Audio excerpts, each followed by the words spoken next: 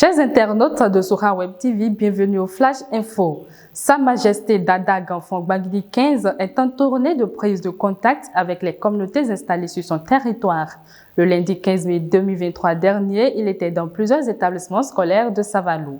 Sa Majesté Dada Ganfong Baguili 15 a pris connaissance de l'évolution des programmes d'études et a exhorté les élèves au travail afin que les rendements de fin d'année soient excellents. Le lendemain, il a mis le cap sur Tcheti, Djalokou, Konkondi à la rencontre des chefs de tête de ces régions situées à l'ouest du centre-ville Savalou. Le 15e roi de Savalou est attendu ce 17 mai 2023 à Domé, Akpaki et Atola. Nos reporters qui suivent cette tournée nous reviendront avec un point précis de ce périple du souverain. Égalité entre filles et garçons, c'est le but visé par le projet Éducation à la citoyenneté et à la solidarité internationale EXI le lundi 15 mai 2023. Pour atteindre ce but, il a été organisé un match de football mettant aux prises deux équipes mixtes de l'EPP Sacor, composées chacune de filles et de garçons, ce qui a permis aux enfants de démontrer leur talent et de prouver à la face de la communauté que les filles sont effectivement capables de faire des activités traditionnellement réservées aux garçons. À travers cette sensibilisation, l'ONG Racine, par le projet EXI, veut enseigner aux populations l'égalité entre les garçons et les filles.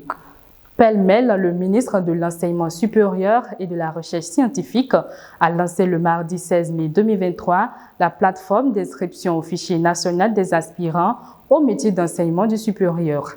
La plateforme est ouverte du mardi 16 mai au vendredi 16 juin 2023 à 23h59. La plateforme que nous mettons en service permettra de disposer désormais d'une base de données fiable renseignant sur tous les titulaires d'un baccalauréat ou d'un master de formation spécifique et aspirant au métier d'enseignement du supérieur, a déclaré Éléonore Yahi-Ladecan, ministre de l'Enseignement supérieur et de la Recherche scientifique. La plateforme d'inscription au fichier national des aspirants au métier d'enseignement du supérieur est accessible via le lien https://aspirant.enseignementsupérieur.bj. Tourisme, à présent, la ville de Cotonou s'apprête à abriter un quartier culturel et créatif.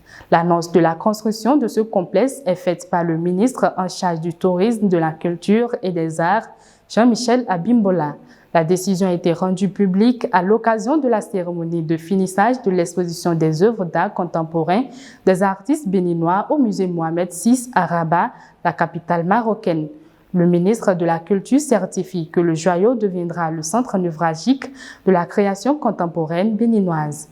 Hors de nos frontières, le président sud-africain Cyril Ramaphosa a annoncé le mardi 16 mai que Kiev et Moscou ont donné leur accord pour accueillir une délégation menée par les chefs d'État de la Zambie, du Sénégal, du Congo-Brazzaville, de l'Ouganda, de l'Égypte et de l'Afrique du Sud.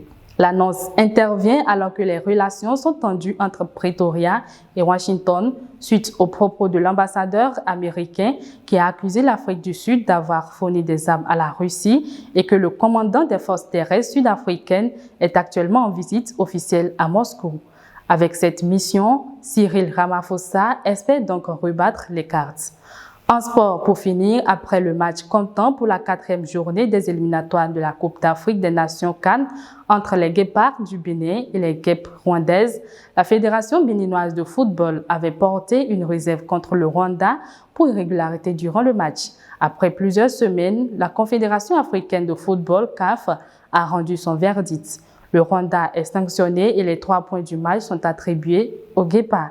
Chers internautes de Sora Web TV, c'est tout pour ce Flash Info. Merci de l'avoir suivi et portez-vous bien.